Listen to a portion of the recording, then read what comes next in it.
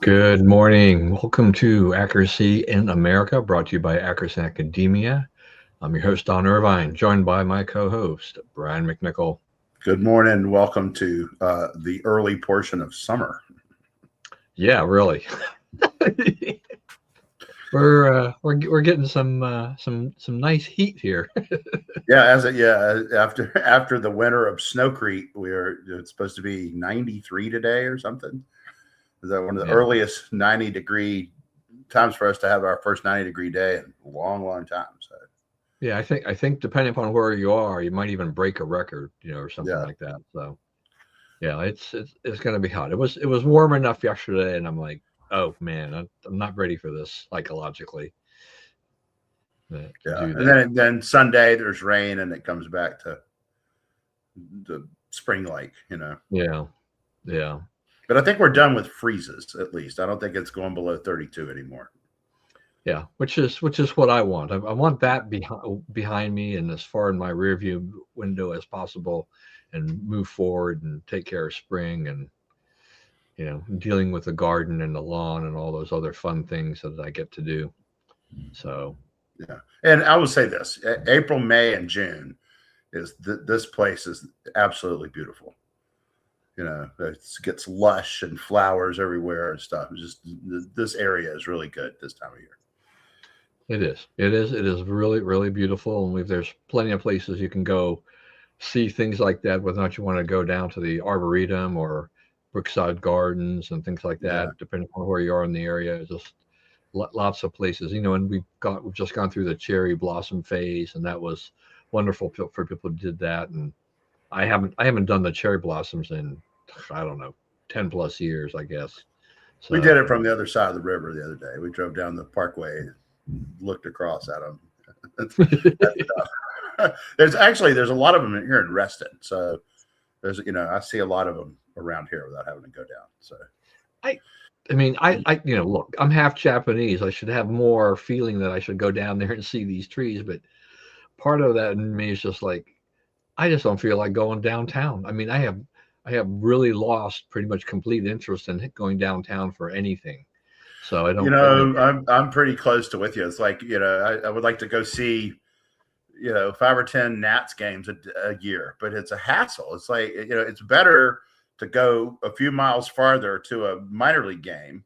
You can park, you walk right in, all that kind of stuff. And it's like Nats, it's like terrible traffic, and you park a long way away. And it's $40 to park, and yeah, I mean they don't really want you to drive, so that's in keeping with what they're trying to engineer over there. But I'm not. When you get the problem with that is it's like it's not so bad. You leave here at 5:30 when work's done and make it down there by more or less 7 on the metro. The problem is it's 10:30 at night and you have an hour and a half metro ride. That's the thing people don't want to do. So yeah. I mean, I've been at those games where when it's done, you're on the metro at the Navy Yard and going, coming back my way, and I'm like, I don't really enjoy this. It's just, it's a I mean, long way and it's crowded and it's it kind of reminded me of being at a Yankees when Spencer and I went to a Yankees game, probably about, oh, I don't know, 2012 or whatever it was, when we were making our Northeast tour and whatnot. And it was just like, it's just jam packed yeah. for stop after stop after stop. And like, yeah, this is not quite the way I want it to be. In Boston, when we went to Fenway Park, we rode the T, to the Yeah, game, and it was, we actually weren't quite sure where the heck we were supposed to be. So we may have gotten off earlier than we were supposed to. I don't know. We walked around, we had some dinner and whatever, and went to the game. On the way back, we walked back to our hotel, you yeah. know, and it was probably quicker. Yeah, we stayed at there was like a Hilton or something right at the airport, Logan Airport, and you rode a boat across the back bay, Oh, and then you get into the Quincy Market and that part of the world, and it was 2 or 3 train stops to the T on the T to yeah. get to the game. So that was pretty cool. Yeah, I mean, I wasn't quite sure what the heck, was like when we decided to walk back or whatever, but it wasn't that bad because we were staying at a hotel downtown. I think we were staying at a Marriott or whatever, and it was just a matter of figuring out how we were getting there. But we kind of followed crowds, and you get to find people. And once you get into the heart of the city, it's like, okay, we can figure this out and stuff like that. So it wasn't bad. I have no idea how long that walk was in terms of, was it a mile or two or more or whatever? But we filled the time and we had a good time walking back. So not jammed into a subway or train car. So that was worth it, I think, and all of that. Yeah. So anyway, hot one this week, cooling off this weekend. Enjoy the weather. Do what you need to do, and so it's good. All right. So news-wise, so before I get into, well, yeah, I'm gonna do a couple of things. First of all, so yesterday we were going to do a show and I needed to postpone it today. So yesterday was tax day, as we call it, April 15th. Taxes were due.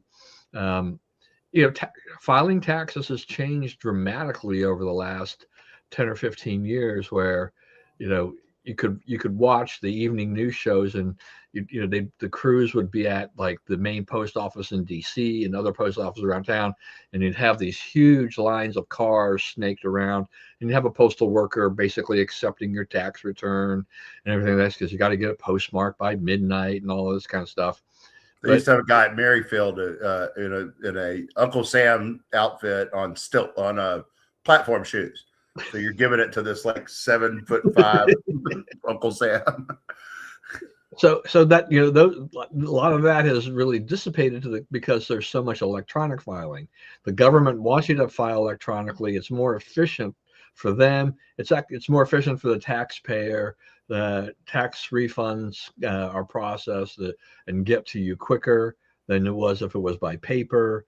So we're seeing fewer and fewer of that. Though I noticed that through conversation I saw on Nextdoor, people were talking about going to the post office, and some of them struggled to get the post office to give them a hand stamp cancellation so they could prove that they had mailed their mail by then. But my thing now is just like, why aren't you filing electronically for the most part? Or find somebody who can, get H&R Block or somebody to help you file those things.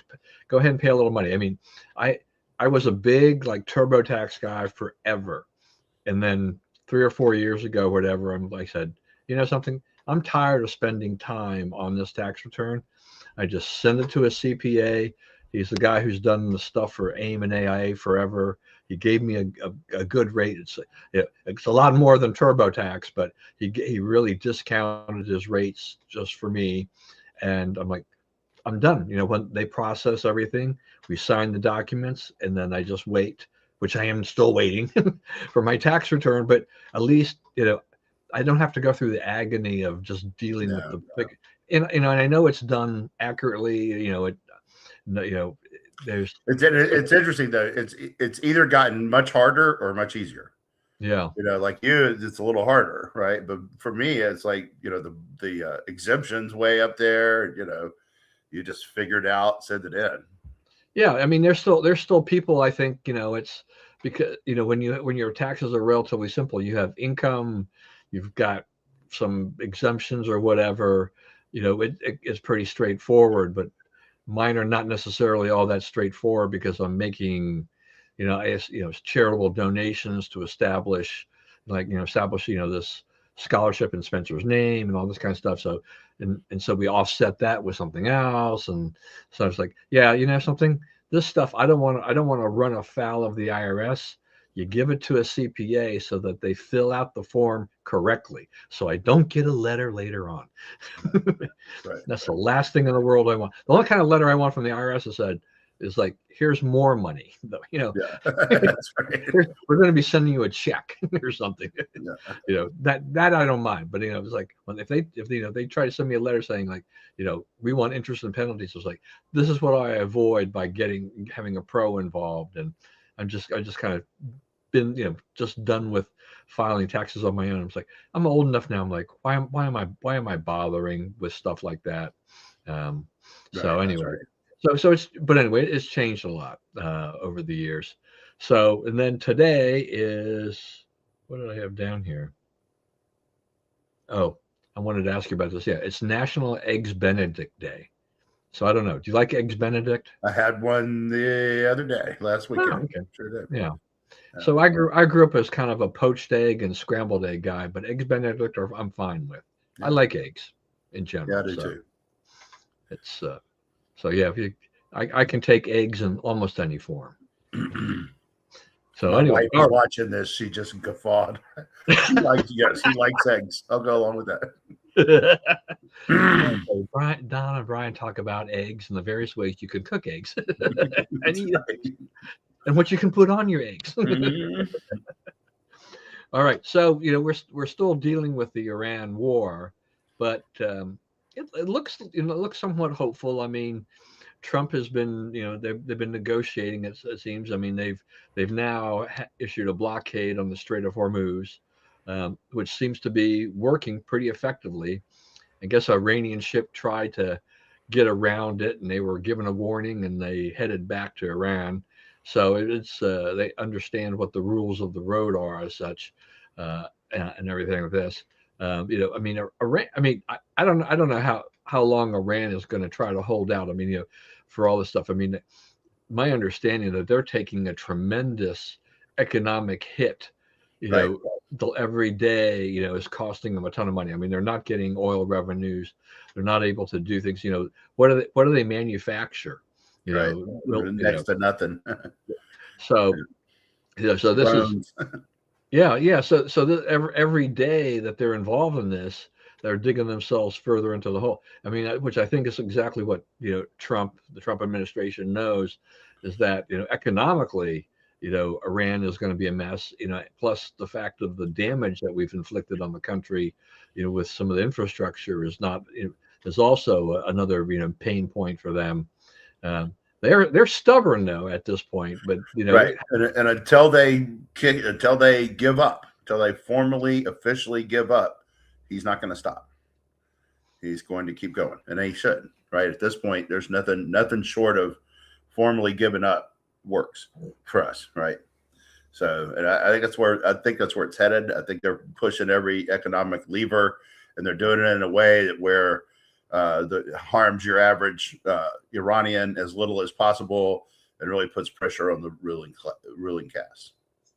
All right, so I'm going to ask you this too, though. So when he went into this, I mean, was he not under a kind of a 60-day, limit before Congress would have to actually approve doing anything further in Iran on a war basis, or is there an escape clause, or can he kind of get around that? Does a ceasefire kind of, as the ceasefire goes, does that kind of kind of extend that? I mean, what's your take on this? Well, the Senate is trying. The Democrats in the Senate are trying to pass a war powers resolution to where you actually start the clock tolling on Trump on how long he has and whatnot. They've tried 4 times and they haven't gotten it onto the floor for a vote. They don't have the votes, and they won't have the votes. And I think you can even see the Democrats understand that at this point, whatever they thought of starting the war or getting into the war or getting to the point we are now, that the only way out is through. You're going to have to go finish this.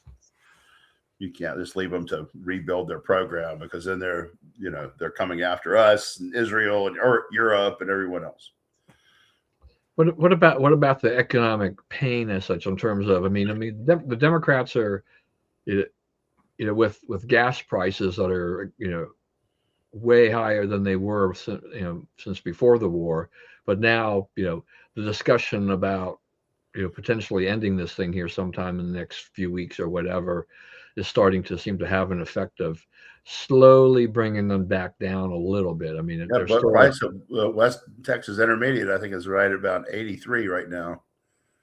Which, if you watch that show, The Landman, I don't know if you've seen any of that show. It's got Billy Bob Thornton on it, but he explained all this in detail one night. And the perfect price for oil, he said, was $78 a barrel. That's enough to where the producers make a lot of money and prices are low. So, and it's $100 a barrel. He says you have to adjust the price of every product in the United States, which is true. So, so that's where they are. But And the Treasury Secretary said this morning that he's going to be watching because, as we've talked about on here, I think last week, those prices shoot up at first signs of any trouble to the oil market, and then the trouble dissipates, and it's a long time for the prices to creep back down. And he says, I'm watching to see, are they justifying, how much are they dragging their feet, and are they doing it in concert, and is there antitrust price fixing, price gouging, charges in there? So, if they can reduce the price, it would serve them to start easing them back pretty soon because, the price is falling. It's going to keep falling. And also, I mean, you've got, I don't know if you've seen these things, but like, so there's problems in the Strait of Hormuz. The whole world, oil tankers all over the world are steaming to the Louisiana, Texas Gulf Coast to buy oil, to pick up oil. So like all these ships are just lining up in the port of Houston and, and Port Arthur and so forth to pick up oil, and in Louisiana port. So, we're going to be not only able to produce like mad, but sell it like hotcakes. So, it won't go a whole lot lower as long as all the oil is coming from one place, right? Because it just, there's delays and there's only so many ships they can deal with in a given day. And I mean, it's like 80% of the world's oil tankers are either headed for the U.S. Gulf Coast or at the U.S. Gulf Coast trying to get oil. So, something's got to get figured out pretty soon because, it can't go any lower like this. So I had, so I did a fact check here. You're close. Price this morning is $90. It's up about $2. So you were pretty close on your estimate there for what West Texas Intermediate is. Yeah, I mean, it's oil has shown itself to be very volatile. If traders think that this war is going to be extended, they look at supply and then they price it accordingly, and the price shoots way up. If they think that supply will eventually turn to normal, then they go ahead and the price gets bid down. So we don't know where it's going, but yeah, that's interesting. Landman, I've never watched it. I've been tempted to, but I never did get around to watching it. I have a love-hate relationship about Billy Bob Thornton, so I guess that's part of it. I don't know, with all of that, but nevertheless, yeah, I mean, there is a sweet spot where it's profitable, still profitable for oil to come out of the ground and whatnot, or be drilled wherever they're drilling, versus making really a lot of money or losing money. So and there's stuff which is also, I mean, which also obviously ties to the price of gas. Whatever the price of oil is translates into what we're paying at the pump, and so the prices are coming down slightly. So now I don't know about you, but I'm kind of playing this little game. I don't drive a lot. You drive a lot more than I do, but I'm just like, okay, how much gas do I need for the next week? And what I'm now doing my own hedging. I'm like, I think it'll come down, so I'll get enough to get me through a few more days, and then hopefully it'll come down. I'll pick up some more, and do that, and just kind of base it around there. Now, when I go off to Japan and Korea, there'll be 2 weeks there. When I get back, I hope it's a lot lower. Yeah, take care of that while I'm out of the country. Yeah, I'll have enough gas in the car to get home from the airport, and then it's like at that point, I'm hoping it's come down, and it'll be by the time I get back in mid-May, I mean, that may be the case, right? I mean, it's a lot. We'll have a lot clearer idea of where we're going on this. I don't know. I have a friend of mine who's just he's really kind of funny because he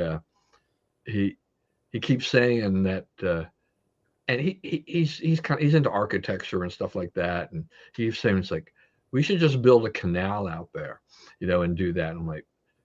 And I'm not quite sure exactly where you would build one and how. I mean, but it would take you it's not like you can build a canal overnight, no matter what, even if there wasn't an available area. But I mean, it's just this out there idea of like, why with that Strait of Hormuz, because it comes so close to Iran, and they can do, they've had this heavy influence on this. If you could find another, sea route that would do the same type of thing as Strait of Hormuz, that would be nice. But Yeah, well, the Saudis are talking about building a pipeline where you would go pick up the oil in Israel. So I mean, just imagine, the Saudis are going to send the oil out through Israel. Right? Dogs and cats are getting along. The lion is lying down with the lamb. What is going on here? But yeah, that's what they're talking about doing to get around so this never happens again. Is that like Bernie Sanders going to, changing party affiliation and running as a Republican, a MAGA Republican or something? I mean, yeah, I mean, it's but the thing about it is like the Saudis have the same interest in stability that the Israelis do. Right. So like on most of this stuff, like they don't want terrorism. They don't want bombs flying through the air. Right. They want to just be able to sell their products, have tourism. Right. Both countries are deeply dependent on tourism. Right. Saudi Arabia has the two most sacred sites of Islam. And of course, Israel is the holy land for Jews and Christians. So, they can't have this, this chaos hurts that tourism business. Like I wouldn't go there now. I had a friend who was over there, the guy I went to high school with, and he's like, we don't know how to, they're not telling us how to get out. We got to be able to get out. It was a few days. And finally the military evacuated them to Jordan.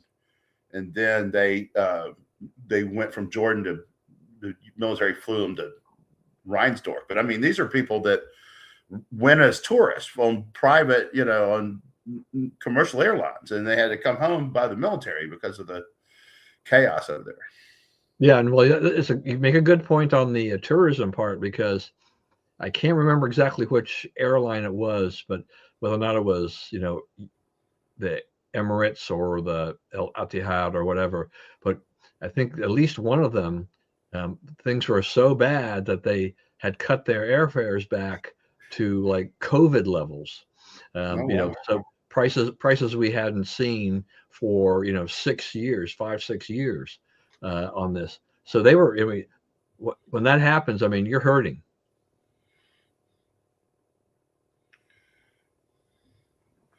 Yeah, that's right. I believe that's right. I believe that the Iran is going to have to think of itself as more of a trading nation and less as a geopolitical power, right? A formidable trading nation. But I think that they're the grandeur that has attached to that name for all these years, I think, is not going to attach to it for a while. I think that they've lost some stuff that'll be hard for them to rebuild. Yeah, well, I mean, I think we've definitely inflicted deservedly, but yeah. Yeah, I think we've definitely inflicted a lot of damage there that makes it very, very rough. I mean, I think, as you pointed out last week too, the for the nuclear program and things like that. I mean, we've taken out a lot of scientists and things like that. So, they've got a lot of issues that are not going to be easily recoverable, at least in the near term. But in the meantime, they do remain very stubborn about things. But reality is that you don't have a whole lot left to negotiate with, except you can try to keep waving that nuclear stick or whatever. But I think there's limits. I mean, if you're gonna lose hundreds of millions of dollars a day economic benefit, you just can't hang on very long. I mean, there's a limit to all of that. And all that. All right, so we'll talk a little bit more about that too. Kind of leads into this next thing here, which is Pope Leo and President Trump, having some disagreements about some things and all that. You, as our resident in-house Catholic, and can give me some viewpoints. I generally refrain from criticizing religious leaders unless they're just so far off their rocker you have to do it. Certain radical Muslims or something like that. But I've always tried to hold respect for the Pope over the years. But this fight between the two of them is, I don't even know how to describe it. It's fascinating, interesting, off the Well, rails. I don't know. to me, it's deeply troubling, and here's why. Uh, I'm someone like you're talking about. I didn't say all the stuff people got all mad about Pope Francis, right? And it's like I didn't agree with every single thing Pope Francis said, but I thought everything he said was worthy of us considering. Like he talked about uh, the gays. Now he never promised gay weddings in church or anything. In fact, he said that that would not be the case. What he said is, you need to love the gay people. They come to church. It's not your job to tell them you're terrible, get out of here, right? It's God's job to deal with the judgment part of it. It's your job, as with every other human you encounter, to love them, right? To show God's love, reflect through you.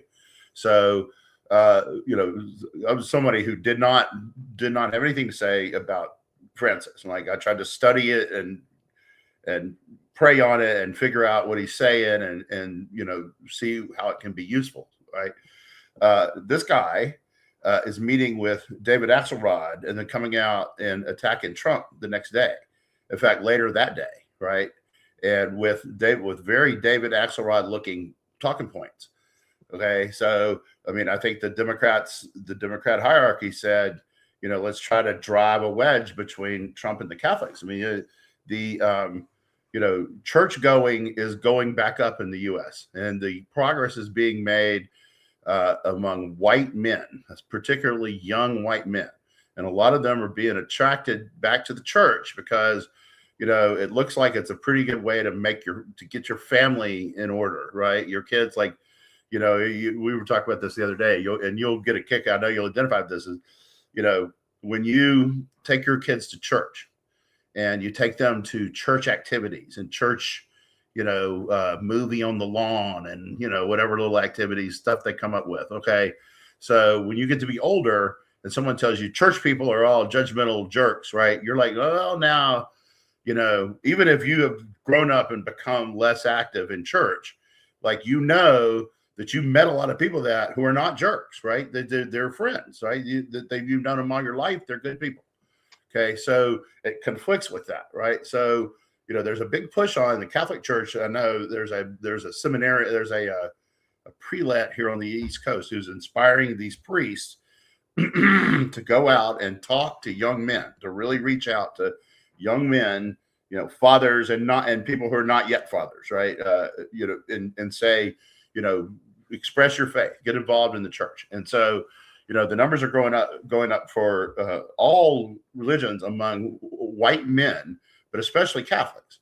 So, and that is not, and it's kind of a muscular philosophy, and it is not David Axelrod, Chicago level street Democrat politics, right?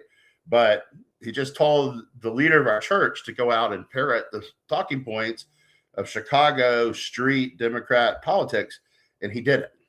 Okay, so we have a problem here because, the American Catholic Church pays for the Catholic Church. The rest of it is a complete and utter money loser. And it stays afloat because of Americans do it. Now, does that, is this a deal where, hey, we put up the money, we get to run it like we want? No, it's not. It's not that deal because, we're looking at a higher authority for how it should be run. Okay.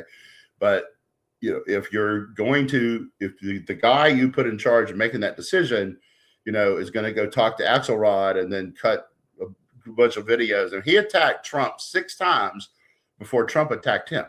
So let's be very clear on who started this. And, after a meeting with Axelrod, parroting Axelrod talking points. Yeah, this is a bad thing and it needs to get addressed quickly, because it's not that. Yeah, that's right. Yeah, well, the meme. Well, I don't know if the meme was in response, right? But I think the meme just kind of, the meme was months old and came, and it's like I'm not defending the meme, and Trump. I think once Trump saw what was in this thing, I think this is one where he wasn't really paying attention, and because once he saw it and saw the complaints that were getting registered about it, he took it down. But it's like you don't, you're responsible for what goes out under your name, so. You need to be looking more closely. Trump needs to take that hit. I will give him that. But yeah, I mean, the Pope's out of line here, and and the church, the American Catholic Church, the USCCB, and those guys, instead of hauling out 3 guys that were appointed by Francis to further parrot the talking points provided by David Axelrod, who is a Jew, then I don't want to know. I mean, I think that this is very political, and it got very bad very fast, and someone needs to step in and say, no, you're not leading the Democrat Party here, buddy. You're not in Chicago anymore. You're responsible for more than 1 billion people's faith journey, and so you got to get back on working on your actual job.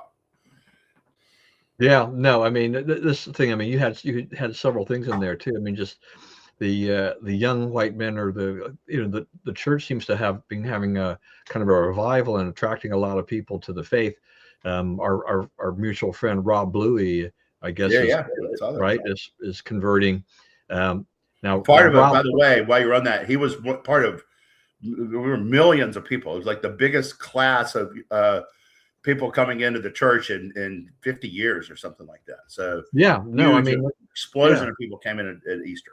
Which is great for the church, because mainline churches, these have struggled for years, with declining membership, people just leaving the faith. I mean, this has become leftism is what they really struggled with. They went left, and they went woke, and now they're going broke. Yeah, because they were worshiping things that were not God. Yeah.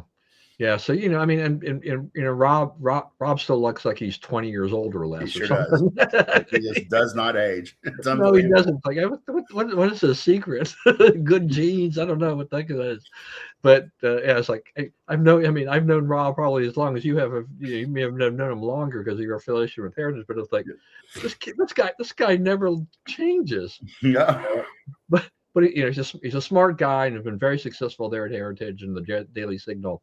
But you have people like that are converting, and it's been great for the church. Religious leaders, when they go into politics, it becomes a very slippery slope, because, as you just said, I mean, was it 1 billion? It's a faith journey. This is your responsibility. This is why you're put in that position, is that you were there to help people on their faith journey, help them understand their faith. If they're starting to lose a little bit of their faith, you're there to make sure that you or the priests and others are there to help people rebuild that, fix that, whatever along the way. Your job is not to get into a fight in the war of words with the president over politics and war and all these kinds of things. Yeah.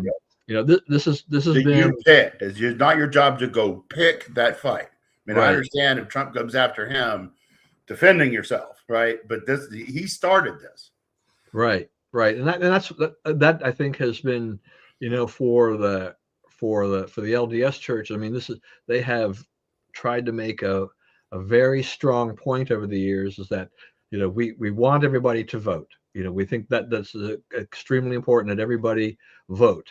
But, we generally, don't have the chapels. The buildings are not used for political purposes in any way. They're not there to be polling places or anything like that. And so keep politics out of it as much as you can.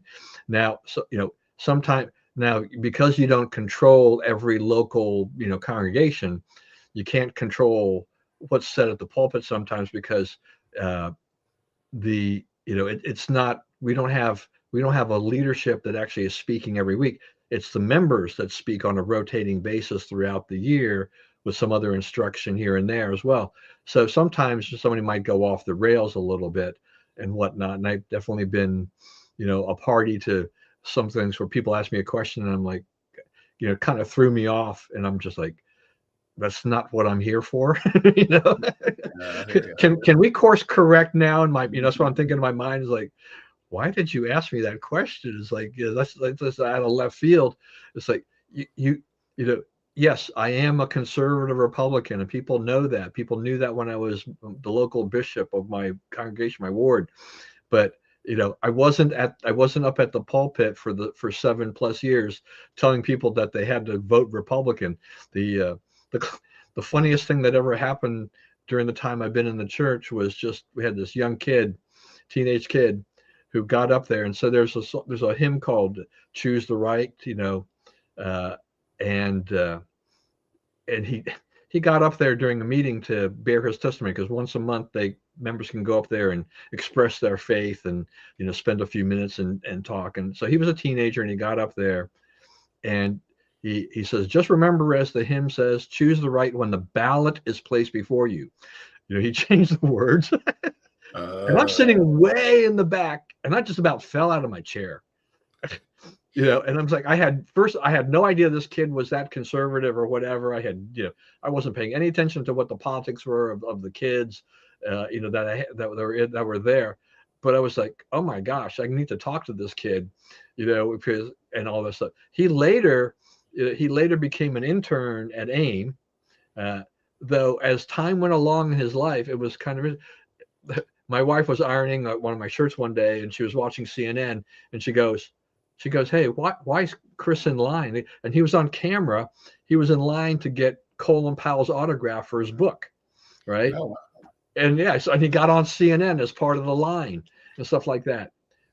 Chris unfortunately passed away a few years ago. So I don't know if something happened after a surgery. But here this guy went from being, working. I mean, he was intern at AIM. He talked about he wanted to be a congressman, and stuff like that. And, I mean, Colin Powell supporter, that to me, that says you're moving towards the center, and, at best. But during the last, I don't know, 15, 20 years of his life, he was an outright leftist. I don't know what happened to him.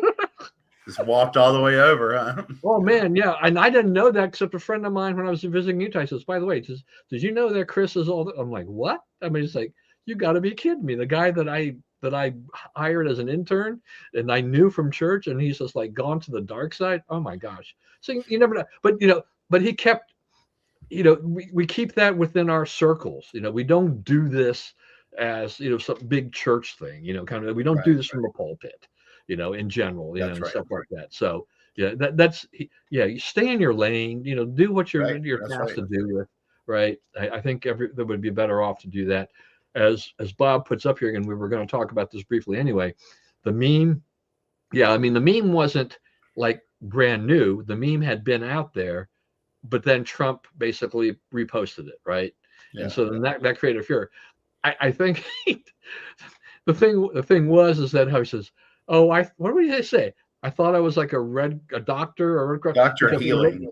Yeah, doctor. I was healing people. Right. And there's no iconography, right? There's no, if you look at it, there's no God symbols in that thing. Yeah. So, but I mean, it is. You get the idea of kind of the imagery with that. Right. You can easily interpret that. Jesus in robes and all this kind of thing and healing people. That is, so that I think that they irritate a lot of people. They irritate a lot of the MAGA people too. So good that he took it back.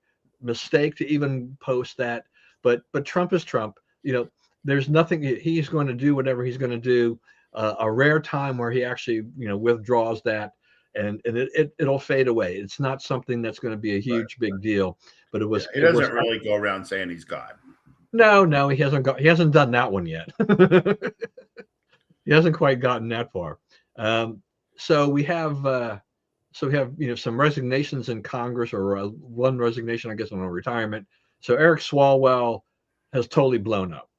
Okay, one of our favorite guys. I mean, he had the whole Feng thing and whatever, and he got away with that. He's running for governor in a just crazy race in California, which I believe you have alluded to, talking about because of the jungle primary. Even before this, where there was an opportunity for the two Republicans running to finish 1-2, right? And that there's a poll out this morning saying that they're, I think Hilton is at 17, Blanco is at 16. He's the other Republican, and the nearest Democrat is like 11. So they're in pretty good shape. right? There's a bunch of them. So, and the Democrats are they're gonna have some hard conversations with Katie Porter here in the next little while. Yeah. So and she's going to be asked to go away, and they're going to try to coalesce behind. So I looked this up because I knew this was just getting kind of nutty. So Katie Porter, Tom Steyer, Matt McMahon, who's the San Jose mayor, Betty Yee, who was the previous state controller at one point, and Javier Becerra is in there. HHS under Biden, right? And Antonia Villaraigosa, the former mayor of LA, Tony Thurmond, state's top education officer since 2019. So there's a whole group of people that are in there. I mean, their positions are strengthened by Swalwell dropping out, but because there's so many of them, it still basically says you still have, whatever Swalwell had will probably just get divvied up between them, and it still won't get up to what may be needed. So I mean, the Democrats are panicking, on this. Oh yeah, and I mean, I know my Louisiana friends are looking at this, and the name that keeps coming in their heads is Dave Treen, because Dave Treen was a Republican, and back that time, like when I registered to vote in Louisiana, it was 36-1 Democrats, and so the primary, it was a jungle primary. That's where California got this brilliant idea, was Louisiana. Moral of the story: don't be copying Louisiana's ideas. There would be 7 or 8, well-known politicians, like, running for governor or whatever, and one Democrat, and Treen. And so, they all beat themselves up, and it comes down to one of them versus Treen, and he would win. And, he won twice. Yeah. So I mean, that's their nightmare, is they're about to end up with their own Dave Treen. Yeah. Yeah. I mean, even whether or not it's Hilton or Blanco that wins, the bigger problem that they will face as Republican is the state legislature, right? But at least you have somebody who can try to stop it. You can veto it. You have to force them to override the vetoes.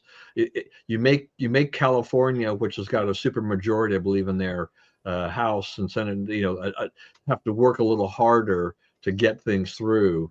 Yeah. So, and the thing about it is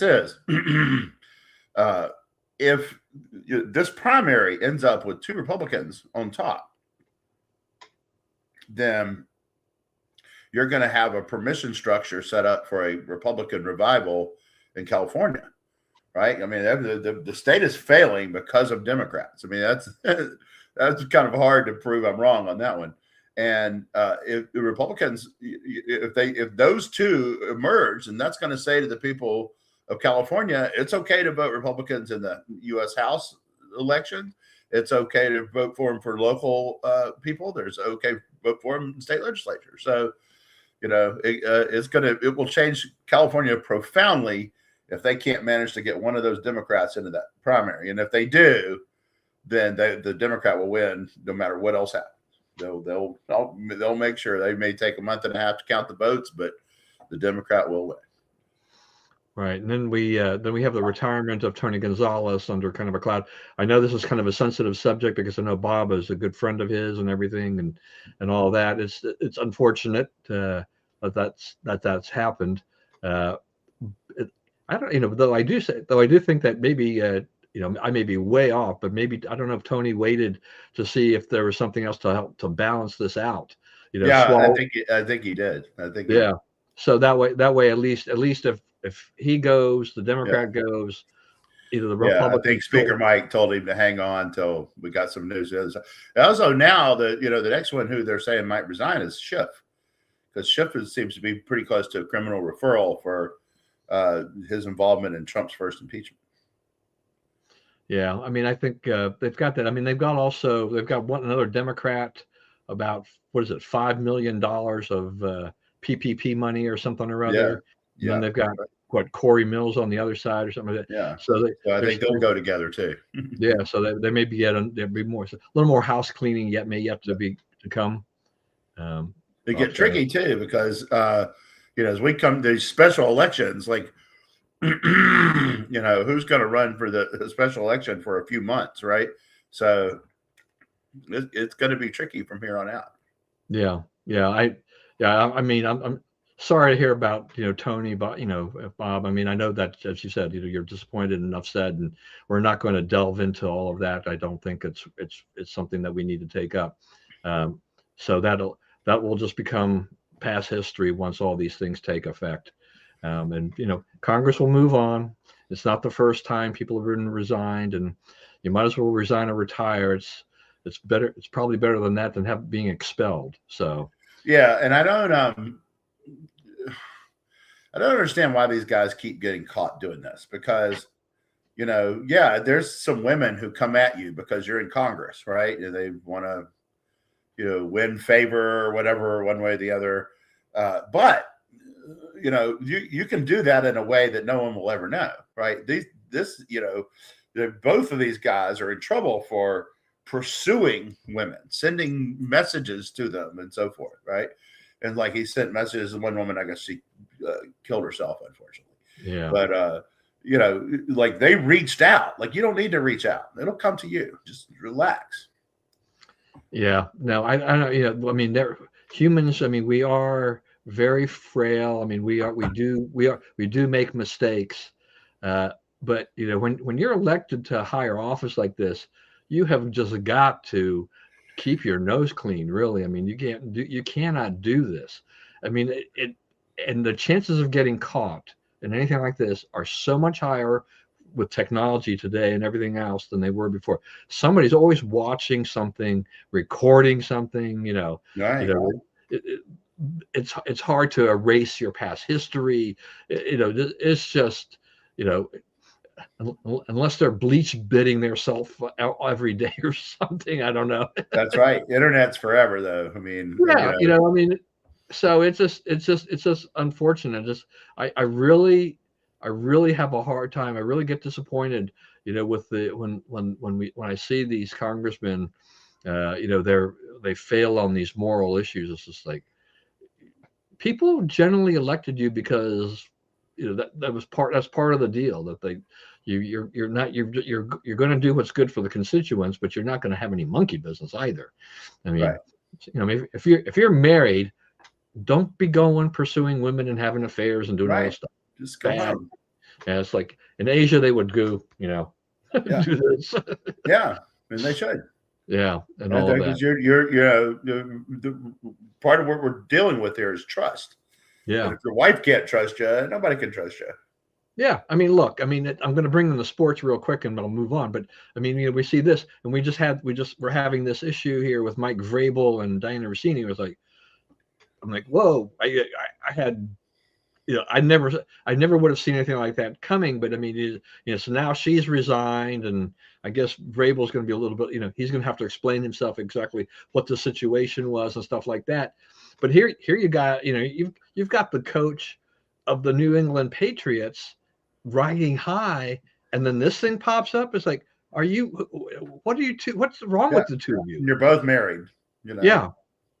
To other people. Yeah. I mean, right. And yeah, I mean, it's not the first time anything like this has happened. That's no, it's not. It's not. I mean, I think Buster Olney had said something to the effect that this is the problem with people getting too close to their sources and stuff like that, and, in this day and age, and so these things happen.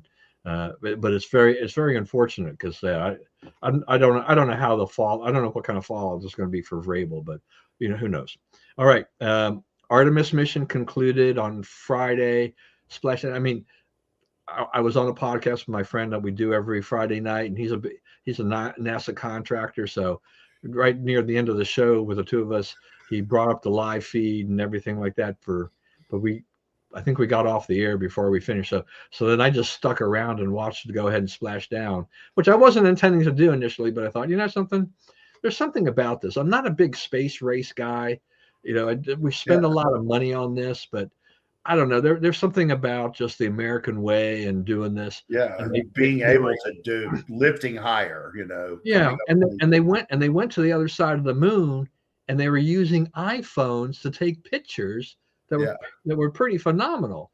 Yeah. So they did something. They not only did they go further than anybody had gone before, but they took pictures, that were really good and stuff like that. So it's just amazing. And the big winner in this was Nutella. With that whole. Yeah, yeah, that's right. So, I'll tell you this. Like, I watched a lot of this in a restaurant, the splashdown, and kind of a funky restaurant. So, like waitresses come by with 40 tattoos and whatever, and like I would say, hey, the splashdown, and people you would not think would be connected to this at all.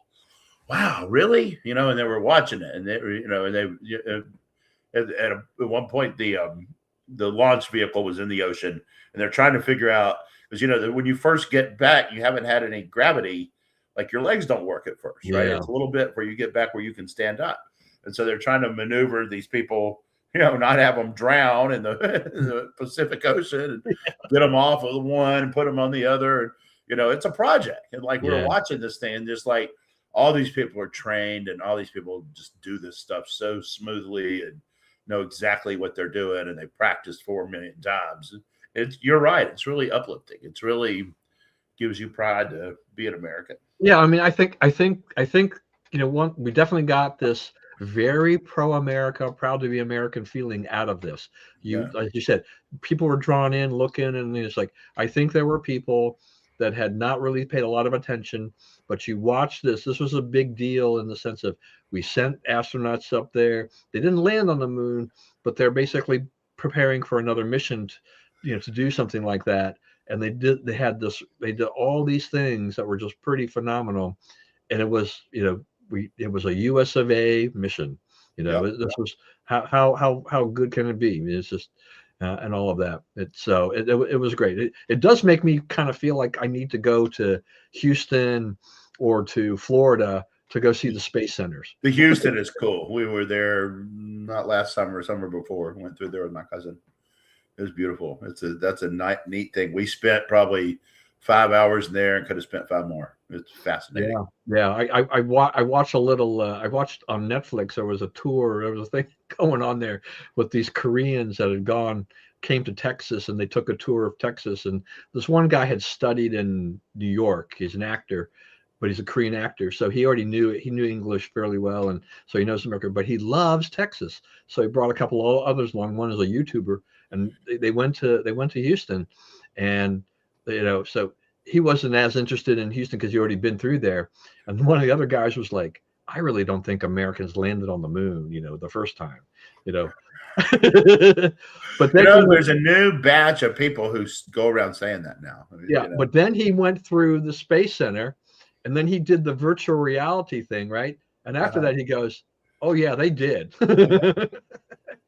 So when you see the awesome amount of like ingenuity that goes in the big engines and how it all fits together, it's unbelievable. It's like who thought of that? Somebody smarter than Brian McNichol, I can tell you. Yeah, that's smarter than any one of us. That's for sure.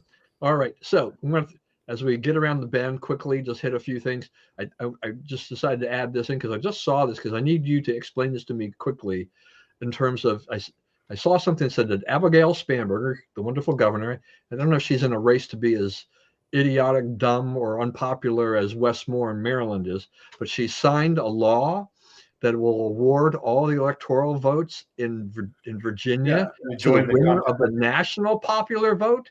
Can she do that? Well, we're about to find out, because I think it's going to get. But there were some people who did it in the last. I think Nebraska. There's a state or two that already does this. We're not the first. Well, do they do it? Is that the way they do that? I wasn't sure they did it, or I thought they award them by district. Well, Nebraska has a little congressional district in there. Yeah. But there also there were a few states that were trying to do this. Yeah. So it's a bad idea. It's a terrible idea, right? And she thinks she's so cute, but last election, right? Her state that went 55 to 45 for Harris would have gone to Trump, right? In the last election, Virginia would have been a Trump state because he won the popular vote. Yeah. I mean, that's insane, And the thing about it is like, if we change the system to, popular vote, and we take out the electoral college, okay, that's fine. But if you think about when Hillary ran against Trump in 2016, Hillary won the the popular vote by about 3.05 million votes.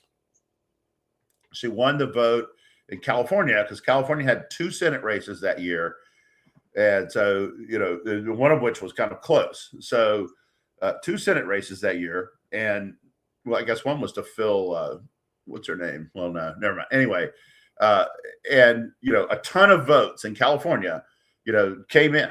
She won California by 3 million. She won the country by 3 million. Other than California, he won, right? Take out California, Trump won. So, is that the way you want to run the country? I don't think so. I think the whole thing is just insane. I mean, as if you're as a Virginian, I mean, it's like you're voting because you want to help elect your Republican or whatever, or your Democrat. But then you vote, and those votes, and say the Democrat wins, but in your state, just like you were saying, and then the Republican wins the popular vote. Your vote, that means you basically voted for the Republican. Yeah. Is that insane? That's insane. I mean, it's like, Virginia, we just gave Alabama our vote. Alabama, Mississippi, all those states that they hate, however they vote, right? That's how we're going to vote. It was just crazy. All right. So just a couple other things real quick. So there's been this big brouhaha in South Hadley, Massachusetts. Their town is hurting like crazy. They spent too much money on their services, so they tried to ram through a 50% increase in property taxes, and they had kind of a twofold thing. And they had a referendum and whatever, and the voters shot it down. And so now they're saying like, well, we're going to have to cut back services and those kind of stuff. It's like, hello, there is something called live within your means, right? Yeah. And voters, I mean, 50%. I mean, it's like this is not a conservative town. I mean, this is liberals trying to push, more taxes, where even the liberals are saying enough. That's right. We're seeing it. I mean, I definitely see a lot of pushback, in Montgomery County from liberals here and there. They're just like, what is Westmore doing? What's going on? I think that we are reaching the end of tax and spend.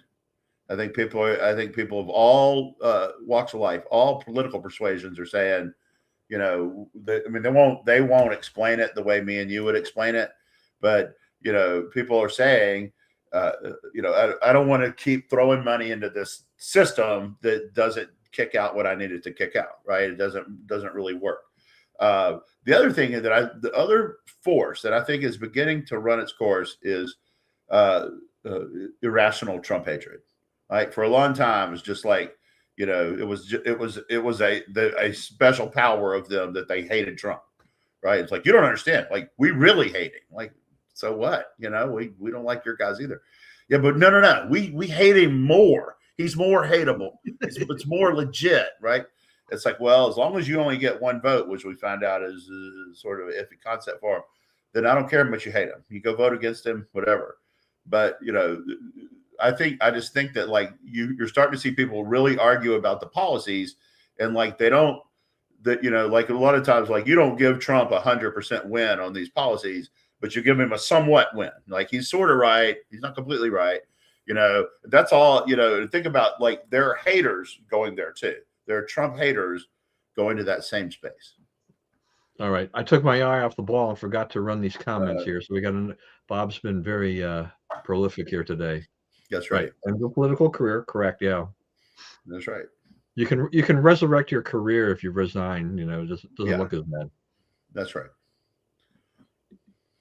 Probably have to go low and work his way back up, but he's in there. That's right. Yeah. So we got those in there. A couple more things, really, really quick. I love the DoorDash grandma at the White House. That cracked me up. I didn't see that. I saw that. See this? Oh, I mean, this was wonderful. I mean, talk about a way for the administration to promote no tax on tips. They have this grandma, and I think she was originally from like Alabama or someplace. Anyway, they film her at the White House, going inside to the White House, and then she's standing there with a bag of McDonald's, and Trump opens the door. and they have a chat. She's like, hand the order, and stuff like that. And she says, I want to thank you for the no tax on tips. I saved so much money. Now, there's a little bit of, I'm still a little bit of confused. I'm gonna have to do a little more research because she told him, she said in that the door exchange, she said something about saving $11,000, which seemed to be a lot for a DoorDash driver. But then he goes, oh, he says, did they tip you? And he goes out of his pocket, pulls out something, and then hands it to her. So he's hitting all the buttons and all of this stuff and all this stuff. And I would think that's a great promotion for McDonald's and for DoorDash. I did see another clip of her on Fox where she said, it was like $3,000 or $4,000. So I think she was talking about two different things when she said 11,000 and 3,000 or 4,000. I think one is tax savings versus maybe one was what tip income was or whatever. Her husband has got like cancer and she's like the caregiver. So saving any taxes she saves is extremely important to her. It turns out though too, is that she's like a little mini celeb because she had testified on some house thing in Nevada or something like that. On something, this is not her first rodeo. She knows how to generate a little publicity. I don't know. They pull her out. So, we need somebody to do this. She's the perfect grandma. We're going to send her to Washington to deliver this food. So anyway, it was hilarious. It was wonderful. Just a magnificent. Yeah, you can just say hi. She opens the door. This is hilarious. And it's like, I have criticized President Trump for a lot of dumb things he's done, but this was, whoever drummed this up, I love him. Yeah, this was just great. I mean, this makes the critics just go crazy. So I love that every minute. And then finally, something that's closer to probably Lori's heart, which was the unveiling of the Ichiro statue at Seattle. There's only one problem, is that the bat broke. Guys, you had one job. One job. That's right. And then the Astros were in town for that, and they sent a Japanese pitcher to the mound to add to the flavor of the thing. We signed our first Japanese player this year, and he's a starting pitcher, and they sent him out there, and he lasted less than an inning and is gone on the disabled list. So just everything about that night was terrible. The Astros and the Mariners have had a little bit of a rough start. They have, and the Astros, they have like 8 people already on the DL, including their top 3 pitchers. So it's hard to win like that. Right. But they're doing something that's hurting these people, that's causing these injuries, and that they can't figure it out. And they fired the whole, health staff, trainers, have fired all of them in the offseason, hired the best in the business, people, known for like preserving the condition of the athletes. And, the results are the same. Yeah. Well, it's a long season, so you never know. I mean, there's this, as we were saying, is that the Mets had one of the best records in baseball after the first 69 games last year, didn't make the playoffs. So the Mets are kind of limping along now. It doesn't mean that they can't recover. I mean, they've got some of their top players on the injury list, but this is baseball. It just, you never know that you can start off slow and finish hot. You can start off hot, finish slow, and then you can just do things. I mean, look at how the Braves did it a few years ago. Yeah. So anything can happen in baseball. That's why I love we played about, I think, most teams are around 18 or 19 games now out of 162. So, it's not over. No, it's just no matter what anybody tells you. They're going to be more injuries. There's going to be lots of other things that will happen. The thing about us is like we had a 9-game losing streak, and at the end of the 9-game losing streak, we were 3 games out of first. Yeah. So I mean, that's like really hard to get back in it, Yeah, yeah. It's divisions like it's like when the season begins and the records tend to be close. Sometimes it looks like, does anybody want to actually take charge of this division? At this point, but it's still so early. You need to get much further into this before you get a clear view of where we're going. So anyway, all right, enough sports talk and everything like that. I thought we had a good show here. Hope you enjoyed it. Lots of good comments from Bob as always. Appreciate that. Thank you once again for joining us today. We were a day late. We're going to be airing again next Thursday. Um, so keep that in mind, and we'll remind you via Facebook as well. But as always, please stay safe and stay well. Remember, we live in the greatest country in the world. Do not let anyone tell you otherwise. And as always, God bless America, and we will see you again next week.